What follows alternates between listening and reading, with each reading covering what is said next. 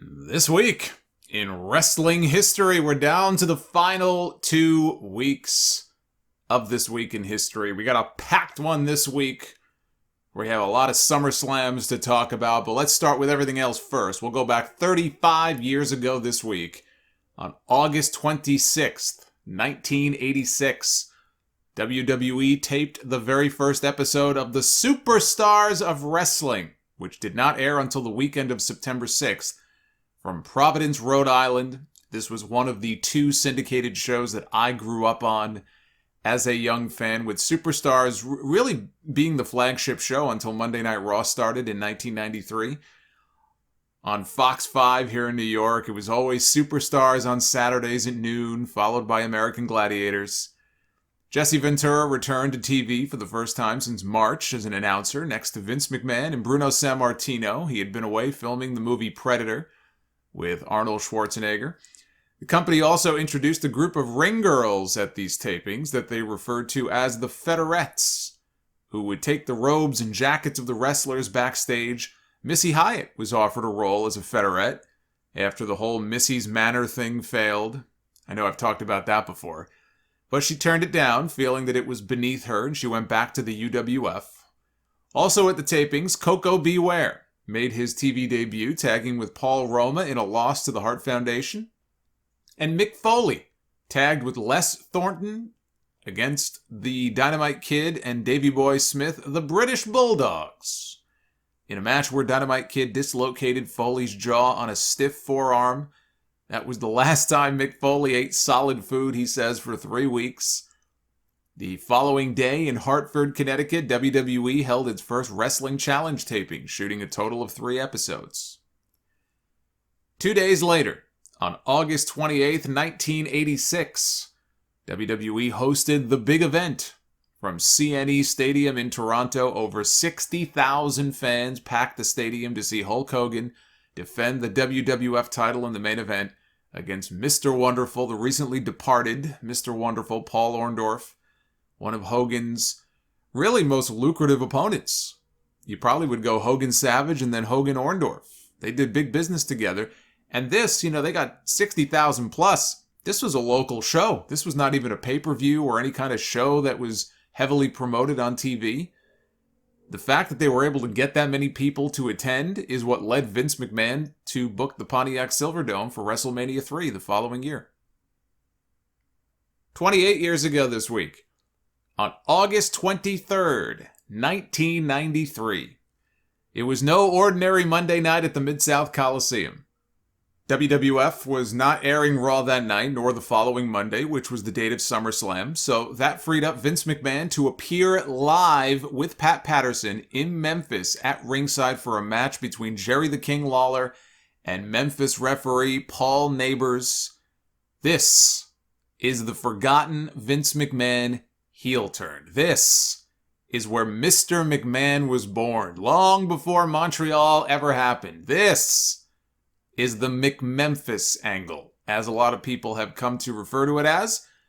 It was shocking when Jerry Lawler went to work for the WWF in 1992 because of all the comments that he had made over the years about the company and Vince McMahon for years before that. I think he had even filed suit at one point. If I remember correctly, I don't think that WWE could call Harley Race the King whenever they ran shows in Memphis. I think Lawler had sued them over it, so it was very shocking when he went to go work for Vince McMahon. It was also weird because in Memphis, Lawler was the top babyface. He was beloved. But on WWF television, he was a heel. And part of the deal, according to Lawler, was that Vince would send WWF talent down to work shots in Memphis as a way to help keep the territory afloat while Lawler was working up north and give business a shot in the arm. And it wasn't a bunch of no-name guys that they sent down to Memphis either. Bret Hart worked down there, Owen Hart, Randy Savage, Lex Luger, Tatanka, Yokozuna, Giant Gonzalez, Undertaker worked some matches. Big names. There was a tag team match at the Mid-South Coliseum prior to this that set things up here on the 23rd with Bret and Owen Hart playing heels, wrestling Jerry Lawler and Jeff Jarrett, the babyfaces, who were screwed over in that match by crooked referee Paul Neighbors. That set up a stretcher match on this date between Lawler and Neighbors, where Lawler promised that if he did not send Neighbors to the hospital in an ambulance, he would personally refund every fan in the arena that night the money they paid for their ticket. So let's back up a few days to August 18th. At the WWF television taping in Lowell, Massachusetts, they filmed a King's Court segment with Lawler interviewing Vince McMahon. Even though WWF filmed it, it only aired in the Memphis market on USWA television. Vince McMahon noted that Bret Hart pinned Lawler the previous Monday in that tag team match in Memphis, and Lawler said it only happened because of some crooked referee who he never named. But this Monday, he would get his revenge on that referee at the Mid-South Coliseum, and he would love it if Vince McMahon were to be there to witness it. And upon hearing that Lawler would be refunding everybody's money if he lost, Vince said that he would be there so that he could be one of those people that Lawler had to pay back. Now, I wonder what the fans in Lowell must have been thinking, watching this and not knowing what the hell they were talking about. They just came to see Doink the Clown and Razor Ramon. All of these segments, by the way, are on YouTube. I encourage every single one of you to seek them out, especially all the Vince McMahon stuff and the Vince McMahon debut at the Mid-South Coliseum. If you type in McMemphis, you'll get all the... There's like 20 or 30 parts to this whole series. It's great. And McMahon did show up. He showed up at the Mid-South Coliseum with Pat Patterson at his side to sit ringside for the match, which wasn't even the final match on the card. Lex Luger beat Yokozuna in the main event, which may have been their first match together, so it would kind of make sense that McMahon would want to be there to see them have a dry run before their main event at SummerSlam the following Monday. McMahon cut a heel promo on Lawler before the match and the fans. At one point during the match, when Lawler is chasing Neighbors around the ring, Vince sticks his leg out and trips Lawler.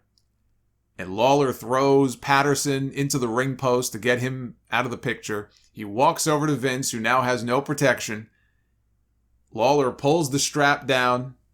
Vince is sitting there in his three-piece suit. Always back then with the three-piece suit.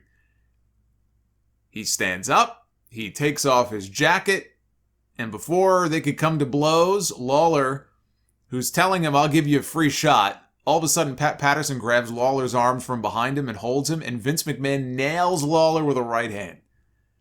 And the two of them throw Lawler back into the ring. Lawler would go on to give Neighbors 5 pile drivers and then threw a fireball in his face while he was strapped to a gurney.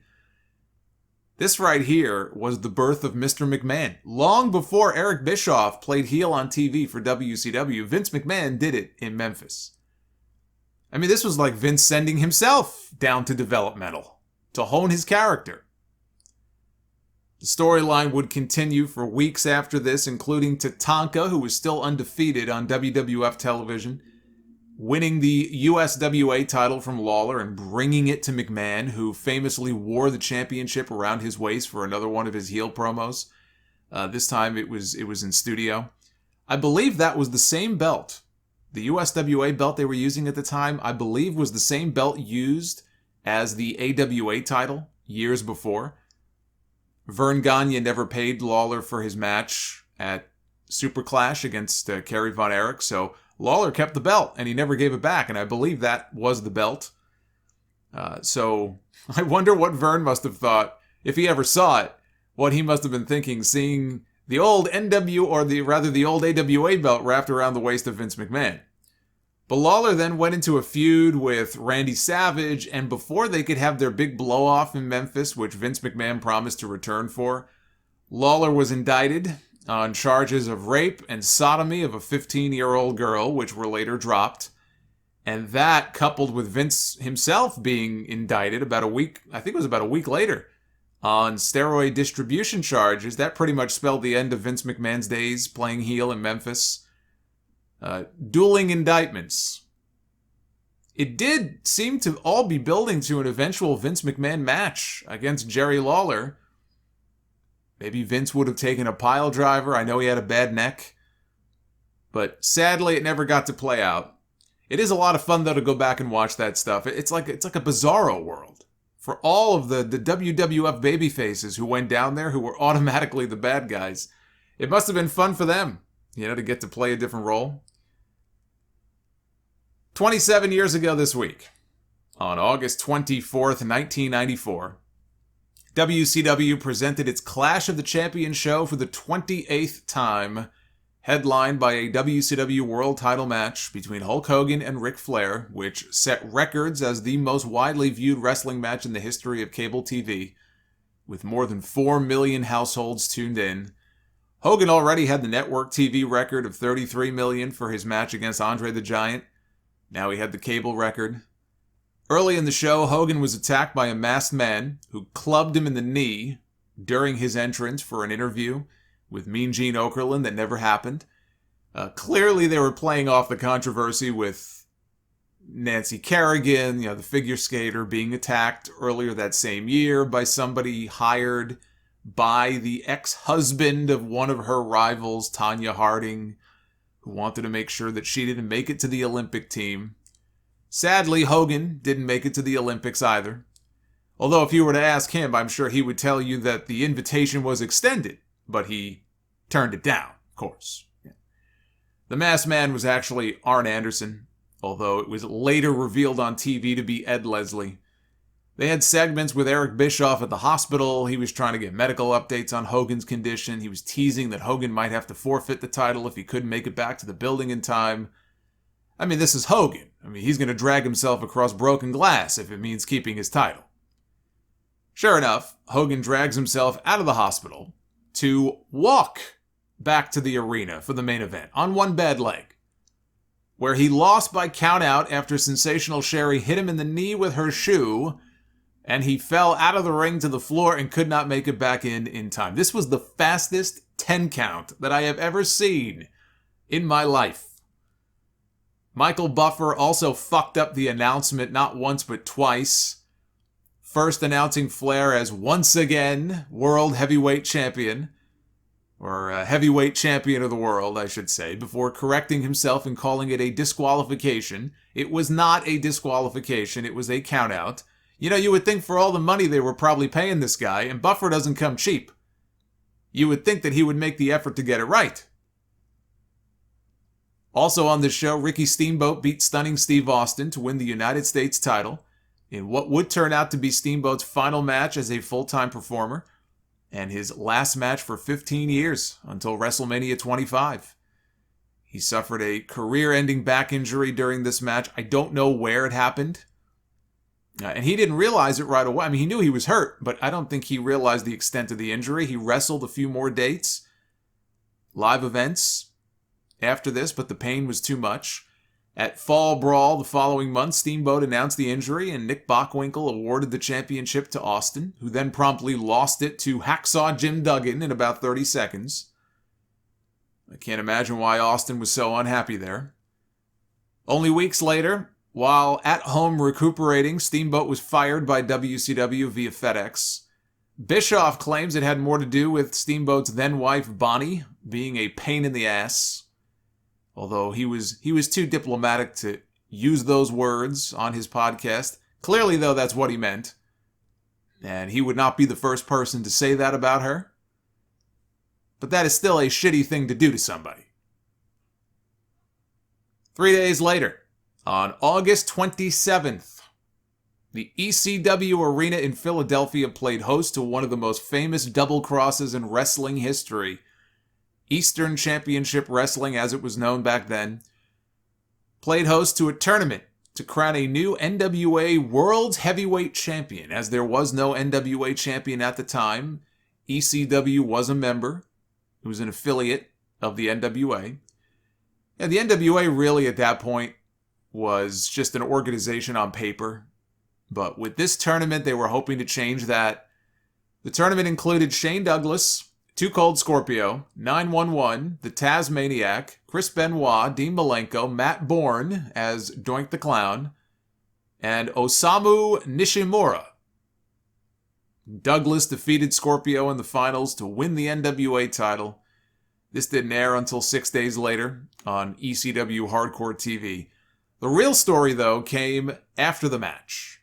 And Shane Douglas, I know, has done shoot interviews before. He did one with Hannibal on the Hannibal TV YouTube channel. But he's done a lot of interviews telling his version of events. This was an idea concocted by Paul Heyman and Todd Gordon, probably mostly Paul Heyman, to screw over Dennis Coralluzzo in the NWA and really take ECW away from the NWA as its own sort of standalone renegade or outlaw promotion. And, as Douglas tells the story, he had never met Dennis Coralluzzo before. And one day he gets a phone call from Mike Tenay, who had his own wrestling radio show at the time. And Tenay says, "Did you hear the show today?" And Douglas says, "No." And Tenay says, "Well, you probably want to. You should find a copy and go listen to it." So he listens to the radio interview, and Dennis Coralluzzo is being interviewed, and they're probably talking about the NWA title tournament. And Coralluzzo is talking about Shane Douglas as someone that promoters should not want to do business with because he'll take your money and he won't show up, he'll no-show events. And Douglas claims he has no idea what Coralluzzo was even talking about. He had never met him before. He couldn't pick him out of a lineup. He didn't even know what he looked like. And he never, ever did that to any promoters, at least up to that point in his career. He had never done anything like that. So he couldn't understand what the hell was going on here. And before then, he had been really struggling in his mind with whether or not he should go through with the idea that Heyman pitched to him, because he understood that it could be looked upon in a very bad way. It could cost him work. If this didn't work out, he could have been blackballed. He didn't know what kind of impact that doing something like this could have on his career. And he couldn't go ask people for advice. They had to keep it very close to the vest. He couldn't go tell any of his friends. So he was really going back and forth on whether or not he was going to go through with it. Then he heard what Coralluzzo had to say, and he was leaning towards doing it because he said, "Who the fuck is this guy? I don't know what this guy is talking about." But he was still struggling with the decision.